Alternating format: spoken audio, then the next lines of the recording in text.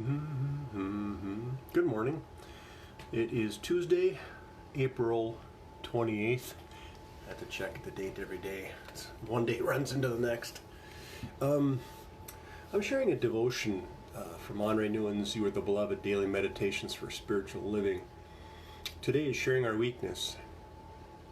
Over the last few years, I've been increasingly aware that true healing mostly takes place through the sharing of weakness.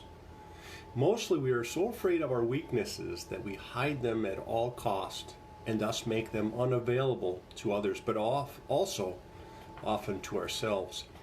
And in this way we end up living double lives, even against our own desires.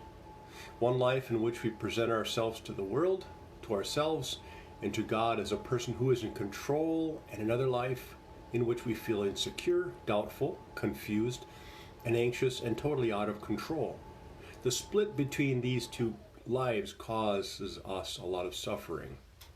I've become increasingly aware of the importance of overcoming the great chasm between these two lives, and am becoming more and more aware that facing with others the reality of our existence can be the beginning of a truly free life.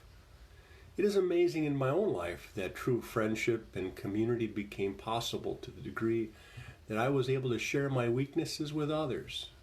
Often I became aware of the fact that in the sharing of my weaknesses with others, the real depths of my human brokenness and weakness and sinfulness started to reveal themselves to me, not as a source of despair, but as a source of hope. As long as I try to convince myself or others of my independence, a lot of my energy is invested in building up my own false self. But once I'm able to truly confess my most profound dependence on others and on God, I can come in touch with my true self and real community can develop. So true. So true.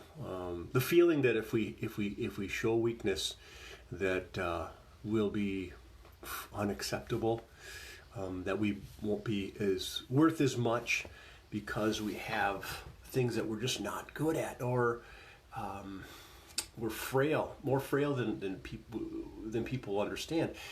But I'm finding that a lot of people who on the outside look like they're all totally in control are really not.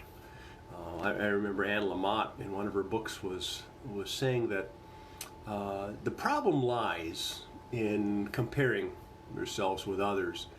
Often we compare our insides to their outsides, and that's not a fair comparison. What we show to the world is often different. And I gotta admit, there's congruity sometimes, that you feel strong, sometimes you feel weak, you let people know.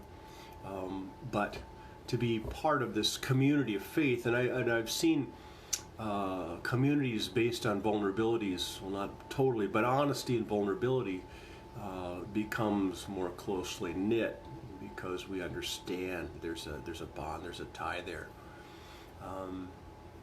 And not to say that we have both of these within ourselves at the same time, often struggling to get out. Some days are more confident than other days. If you have a lack of sleep, for instance, or you're tired, you tend to become a little more withdrawn. Maybe that's just me. But there is that sense of need for other people, for interdependence on others, and admitting that I can't do it alone and shouldn't. That there is a sense of we need each other in a meaningful kind of a way. And the acceptance of myself and the acceptance of others for who they are and who God created us to be. That's a real blessing, coming to terms with who we are. I have listened and read a lot of books on management and leadership, and the feeling is that we're gifted in many ways, and to take the time to accentuate what we're good at, what we're strong in, our strengths, is probably more effective of our time than dwelling on where we're weak and how we can develop that and become more proficient in that kind of a thing. I have to admit, in this Safer at Home, we've had to, and I've had to develop other things I never thought I would. More social media kinds of things, being more creative in other ways. Who thought I would be doing this in the mornings, morning devotion live on Facebook? Asked me a year ago, I thought that never would have occurred to me. But now it's something we do, and it's enjoyable for me, and I hope you're getting some meaning out of it too.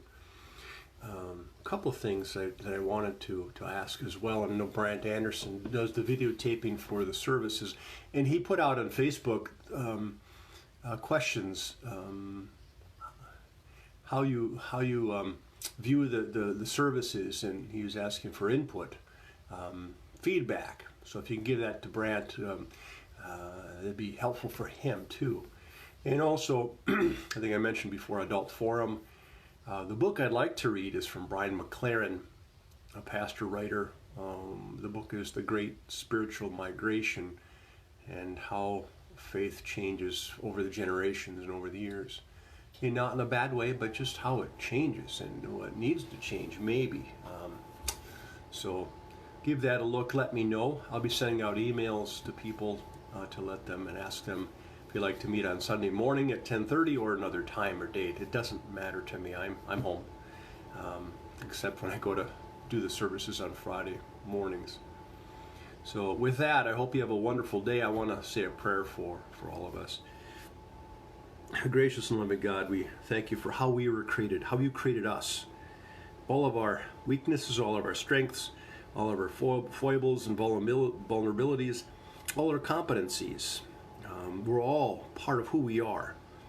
For us to recognize that, to accept them, to develop some, and to be part of a community that works together in meaningful ways, that we can share with each other in a meaningful way who we really are and show our true selves. It's a process, a long process, but we know that you're there, that you've created us, and you're present with us always. Continue to be present with us. Pray for those who are affected by this virus, and whether they're physically ill, or they have someone they love who is physically ill, or they're lost their jobs or health benefits or what have you. Be with all of us in the time of this, and help us be more creative and loving in this too. In your name we pray. Amen. With that, have a blessed day, and I will see you tomorrow.